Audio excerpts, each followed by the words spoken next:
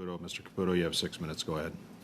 Thank you, Mr. Chair, and thank you, Professor Wagner, for being here. I appreciate that. Thank you as well, Mr. Susley, for being here.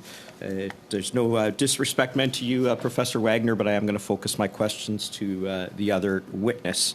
That's not to deny your qualifications or insight in any way, shape, or form. Now, Mr. Susley, just to be clear here, you're representing yourself. You're not representing your union or anything like that. That's correct?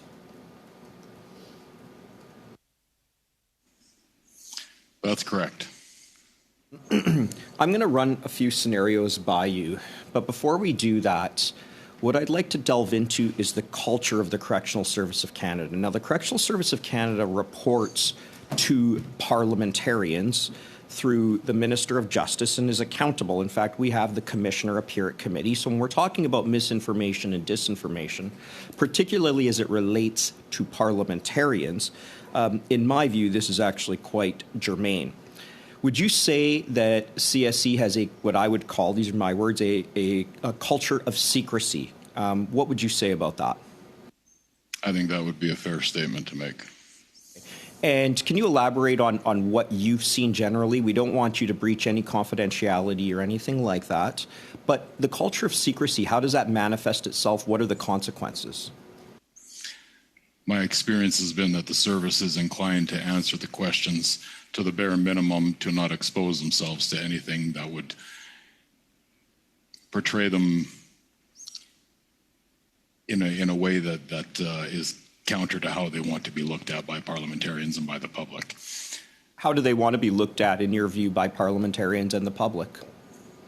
In my view, they want to be regarded as progressive, as I think they would very much prefer, to be honest, to be left out of most any spotlight they can, but certainly to be viewed as a progressive organization that is on the forefront of changing the perception of corrections. How does CSE deal with anything negative? In my experience, they don't, or by quickly clamping down on those who are drawing attention to any negativity.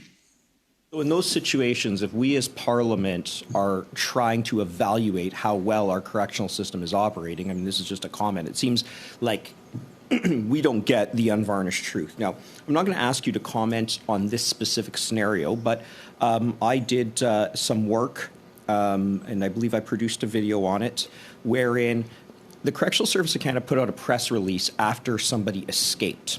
And the escape said the person escaped from institutional property. The person was on medium security. For those who don't know, that's 2 very large fences surrounding the institution, the same as maximum, in fact. Very difficult to escape from. And the service put out a bulletin saying he escaped from the grounds of medium security. Sounds fine, right? But the information I had was that this person was actually allowed to be outside the fence. That was a pretty material omission, in my view. If you're going to say someone escaped from medium security, I picture them jumping over 2 razor wire fences that are about 20 feet apart and are about 12 feet high. That's a pretty material omission, kind of like we sometimes see in Parliament, tell half the truth, and that's true. He was on the grounds. Can you comment not specifically on this case, but whether this type of thing is a surprise given your experience? In my experience, that is absolutely no surprise. Those are more common than I think most people would ever believe.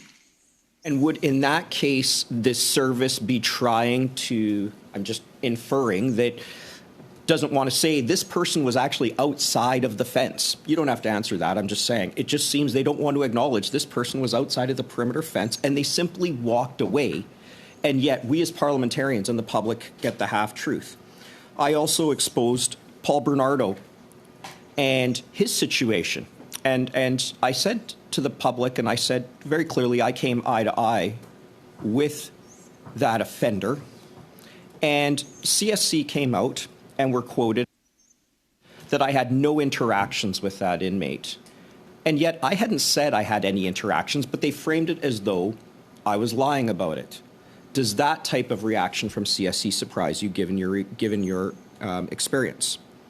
Based on my experience, that doesn't surprise me at all. Now, needle exchange. Jail has an underground economy, is that correct? Yes, Value, right? Drugs, weapons, any information, cell phones, everything has value, is that right? that's correct. It's we phrase it. That's what makes jail go round, is that underground economy. Monsieur le Président, I have just, oh, point d'ordre.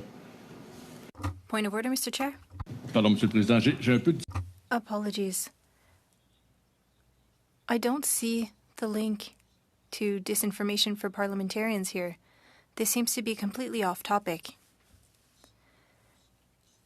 Thank you for your comment, Mr. Villemur. The study is on disinformation and misinformation and the impact on parliamentarians.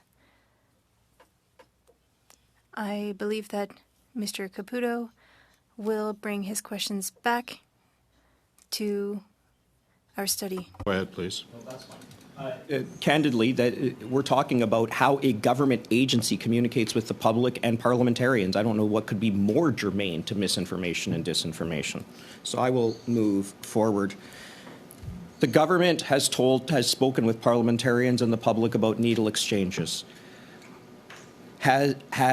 What kind of picture have they painted about needle exchanges? And I've got about 10, 20, if you can answer that in about 15 seconds, please.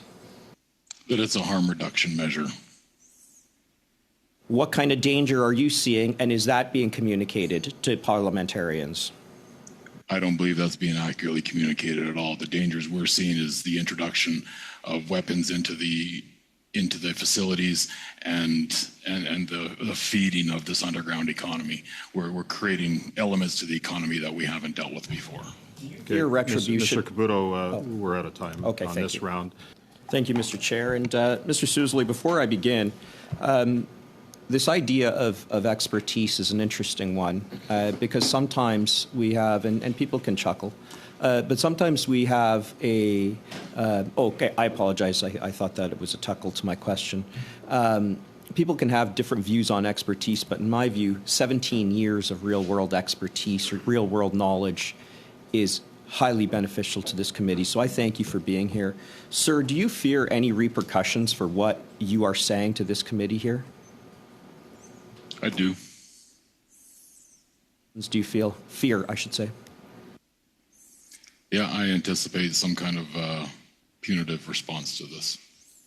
Would you be prepared to let this committee know if there is any sort of response or fallout from your testimony here today, given that you were invited by parliamentarians and are simply answering questions from parliamentarians truthfully? I have no concern with doing that.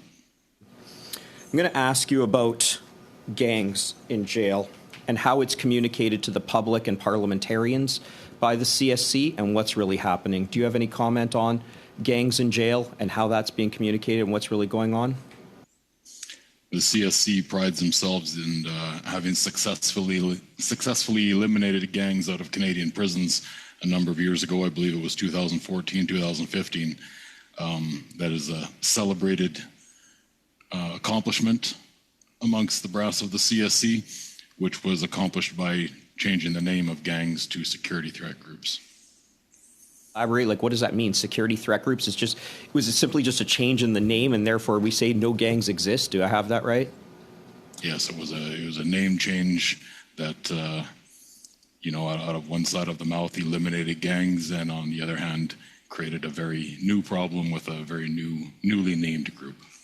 Somebody was to testify before Parliament and say, gangs are not an issue, but we didn't know this, and we have to say security threat groups are. That's certainly misleading in my view. I want you to talk as well about, we are told that in corrections there's safe, secure, humane control, and people are transferred in consistent, when I say transferred down security from maximum to medium to minimum, in accordance with their risk to public safety and things like that. Do you have any comment on that, sir?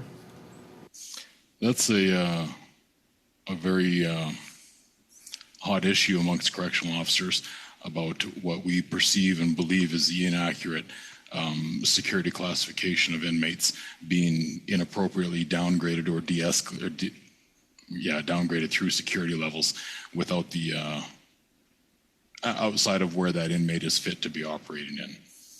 When we have a maximum security inmate positioned into a medium or minimum security environment, of course, that produces all kinds of threats to us and to the public.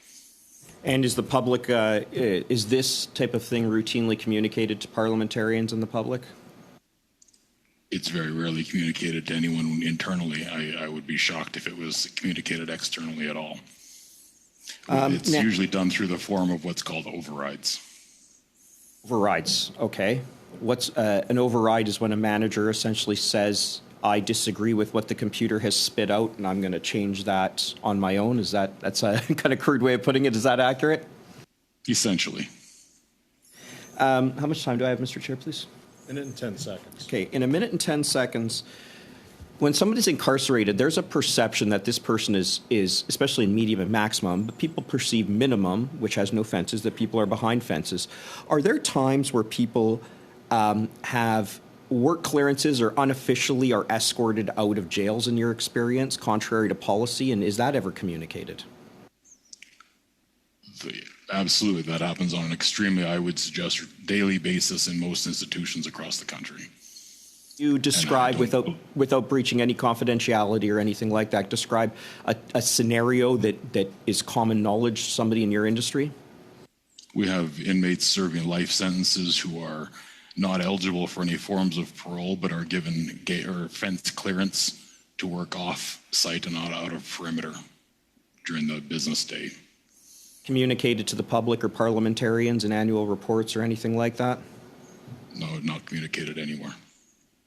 I assume that's my time, Mr. Chair. It's close to it. Thank you, Mr. Cole. The meeting